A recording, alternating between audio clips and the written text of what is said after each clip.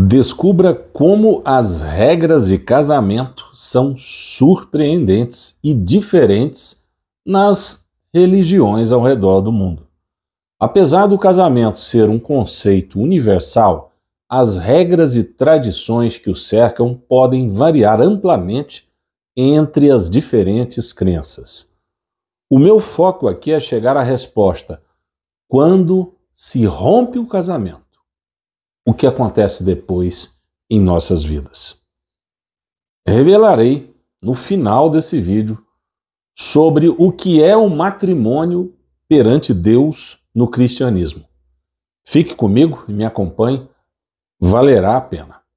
O casamento é uma instituição que há tempos formaliza a união de um casal. Em várias religiões ao redor do mundo, ele é visto não apenas como a união de duas pessoas, mas como um compromisso espiritual e social. E hoje vamos explorar essas tradições e normas. Entender e respeitar as diferentes regras e costumes do casamento pode ser um desafio, especialmente em casamentos entre culturas diferentes. Destaquemos como essas diferenças podem impactar a vida dos casais e a importância de se respeitar essa tradição. No islamismo, por exemplo, o casamento é um contrato civil. Ele requer o consentimento mútuo dos noivos, um dote pago pelo noivo à noiva e a presença de testemunhas. O divórcio, embora permitido no islamismo, é desencorajado e deve seguir procedimentos específicos. O hinduísmo vê o casamento como um dever sagrado e um rito de passagem importante.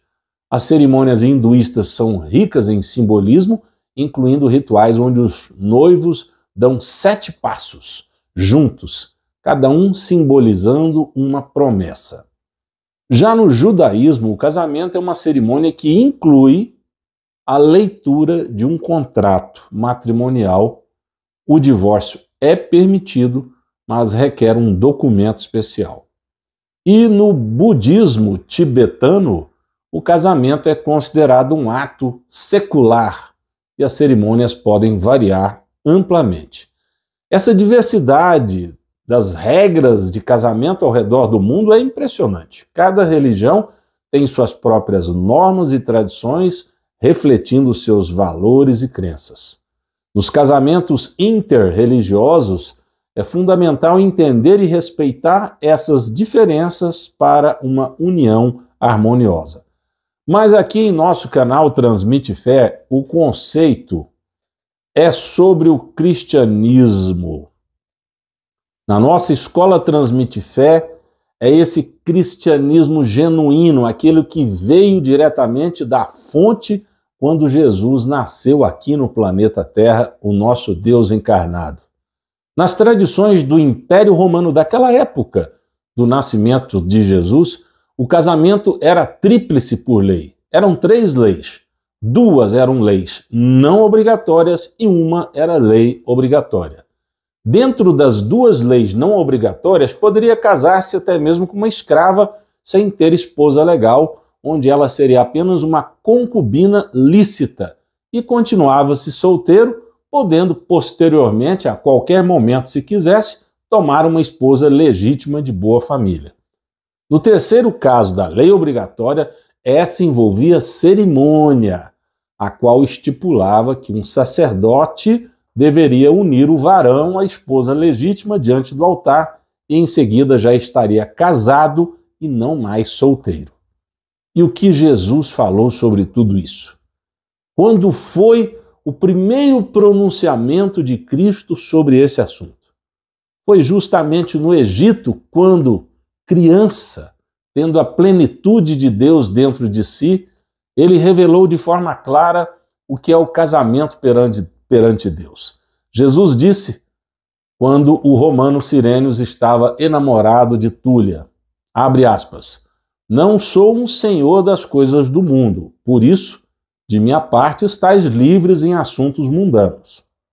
Se alimentardes amor puro no coração um pelo outro, não deveis rompê-lo. O casamento, para mim, vale nenhuma outra lei senão aquela que está escrita em vossos corações com letras flamejantes. Se desde o primeiro encontro vos sentistes atraídos e vos unistes por esta lei viva, não deveis separar-vos, caso não quiserdes pecar diante de mim. Não considero nenhum laço matrimonial mundano, mas somente o do coração. Quem rompe este é um verdadeiro adúltero perante mim. Fecha aspas. E sobre razão e amor, Jesus continua. Abre aspas. O que é mais? O amor vivo que vem de mim ou a razão mundana que vem do inferno? Que seja igualmente maldito o amor cujo motivo é o mundo. Quem ama o faz no coração ou na cabeça? Vossas leis matrimoniais provêm da cabeça e não do coração. A vida, porém, só está no coração. E de lá se expande para todas as partes do homem, consequentemente, também para a cabeça, que em si não tem vida, mas é morta. Não é tanto mais justo respeitar as leis vivas e eternas do coração? Se já sancionais com a morte as leis provindas da cabeça, as quais junto com a cabeça estão mortas, quanto mais justo é respeitar-se as leis vivas e eternas do coração. Se a morte um dia tiver separado os vossos corpos, a parte sobrevivente deve ficar livre, todavia o amor deve persistir eternamente. Fecha aspas. Assim, verificamos o evangelho genuíno sobre o casamento. Não se fala em casar diante do altar. Não se fala de cerimônia. Fala-se apenas sobre o altar como coração, e não o altar humano que provém de leis matrimoniais, que provém da cabeça e, portanto, já nasce morto. Essa é uma revelação altamente esclarecedora sobre o verdadeiro pecado que é aquele que vem do rompimento de um matrimônio que veio selado no coração e abençoado por Deus. Qualquer outro casamento maquinal do cérebro, e segundo as leis vigentes de cada país e em épocas diferentes, não tem menor valor perante Deus. Em nosso curso completo da Escola Transmite Fé, eu aprofundo ainda mais esse conhecimento e detalho questões mais veladas e secretas. O link do curso, caso tenha interesse, está aqui no primeiro comentário fixado desse vídeo. Assim, paremos agora para pensar. Quem casou uma vez, separou-se, depois casou de novo, separou-se, e assim por diante. Pecou perante Deus nesses matrimônios diferentes? O que acontece dias depois do divórcio? E a resposta é a de Jesus, direta e objetiva. Ele diz, abre aspas, no casamento, para mim, vale nenhuma outra lei senão aquela que está escrita em vossos corações com letras flamejantes. Fecha aspas. Percebe-se que Jesus não falou em rituais, não falou em cerimônias, não falou de altar, só falou que o casamento é o sentimento, a intenção pura de amor. Isso é estar casado perante Deus, porque já cravou o coração puro, o sentimento desta união. E é por essa razão que todos nós precisamos de misericórdia divina para nos perdoar e seguirmos em frente se erramos. Seja por casar por um interesse carnal e depois separar, seja por casarmos realmente por amor puro e depois separar. Se eu me casei e separei como simples maquinação humana e convencional, sem qualquer coração com letra flamejante perante Deus, eu apenas agi por desejos carnais e pagarei na justa medida pela simples atração da carne em si.